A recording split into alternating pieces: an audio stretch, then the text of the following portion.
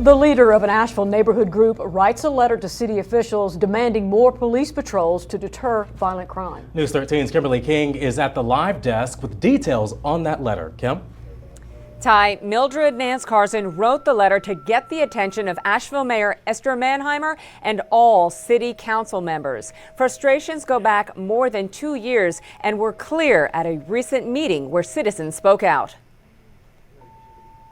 I don't have the ability to pull resources. That was an APD officer at a recent community meeting where Southside Board Chairwoman Mildred Carson expressed she's had enough. We appreciate the short staff, but we've heard that for some time now. As you leave APD every day before you start your shift, can you not come drive through our neighborhood? Anything like that can certainly be requested. In a letter emailed Sunday to Esther Manheimer, mayor and council, Carson states, "I've attempted to schedule meetings with the chief and city manager to no avail. Meetings are scheduled only to be canceled before the date." Feel free to air out any of those frustrations or any of those questions, concerns. Carson, at the meeting in April, told the officer, Colby Fox, what she says people have witnessed with officers not patrolling for hours. We drive by and two officers are sitting in a parking lot at 6:30, and then we come back through at 8:30 and they're still sitting there. I wish that I did have more of, pull with the with patrol, but a lot of times me and Lindsay, our main function is attending meetings, and we deal with homeless camps. I hear you say that you deal with homeless camps. Yes, ma'am. But I pay taxes, so I'm paying you.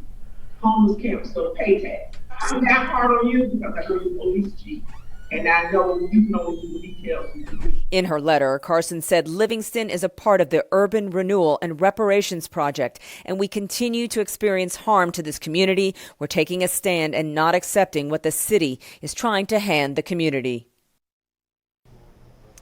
In reference to the officers parked, Chief Zach did get back to us tonight and through a spokesperson said it's impossible to verify, adding that there are numerous reasons that officers could be parked at a certain location for several hours. Staffing, the spokesperson went on to say, is down by 42% on a daily basis, making it very difficult to add patrols to any district across the city.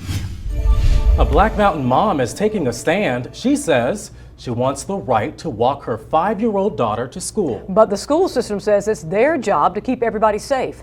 News 13's Charles Perez has more on the mother's concerns. I don't think it's too much to ask that there's an option to not drive to school or bus to school. Casey Eckhart is taking a stand. She wants to be able to walk her 5-year-old daughter to school at Black Mountain Primary School, even though the school system says she can't. This is really important to me, right? The ability to walk my child to school in a safe, beautiful community is a value for me. According to school policy, you can walk your child to school as long as you don't live too far. According to the school system, parents are welcome to walk their children to school if they live or work within a half mile of the school. This is for the safety of car riders, bike riders, and pedestrians. Casey lives just over the boundary at 0.7 miles from school, so she's bought a bike. It's called a co-pilot. But she says bikes are required, like other moving vehicles, to wait in line with all the cars during drop-off and pickup, which she doesn't think is any safer or healthier.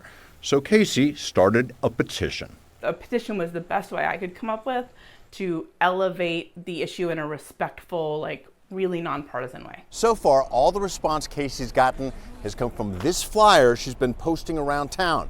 But even that is turning into a good amount. Over 100 folks have signed up, and the number is growing.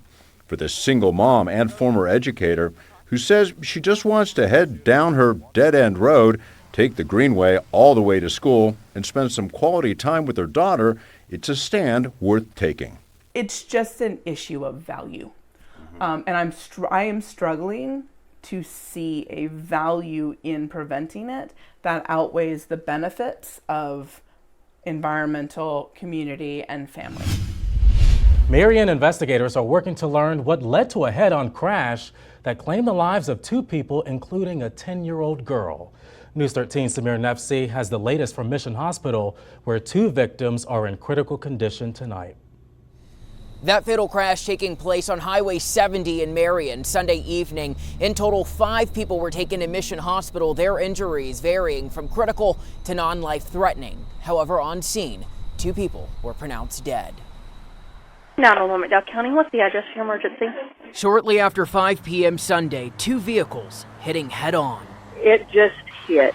Oh, goodness. It was unavoidable. It was horrible. A 2005 Ford driven by 53-year-old John Russell crossed the center line of Highway 70, hitting a 2018 Chevrolet SUV driven by 31-year-old Juana Guardian. It was a mass casualty incident. On scene, Russell was pronounced dead, while in the 2018 SUV, a 10-year-old girl died from her injuries. Those are things that stick with you and impact you, day to day. Those are things that you'll never forget. 3 children ages 15, 4, and 9 months old, along with 2 adults taken to Mission Hospital, 2 of whom in critical condition transported by life flight, with 3 taken by ambulance for non-life-threatening injuries. Still a lot of moving parts involved in this investigation. There are several things that we're still trying to piece together. Investigators are now reviewing witness accounts of the crash for possible clues as to what caused the double fatal crash. It definitely takes a toll on not only the family, the communities, friends, but also the emergency responders that responded to the tragic crash. Marion Police Chief Alan Lawrence says witnesses reported Russell, the driver of the 2005 Ford, had crossed the center line a couple of times before hitting Guardian's car. We just ask and urge people just to be careful, be mindful every time they get behind that wheel that something similar to this could happen. Now, I had a chance to speak to the uncle of the 10-year-old girl. He tells me the family is still coming to terms with what happened. A toxicology report has been ordered for Russell. Chief Lawrence tells me that could shed more light on the crash. As for that stretch of road where the accident occurred, it's not considered a high crash area, which leaves investigators with more questions as to what happened moments before the 2 cars collided.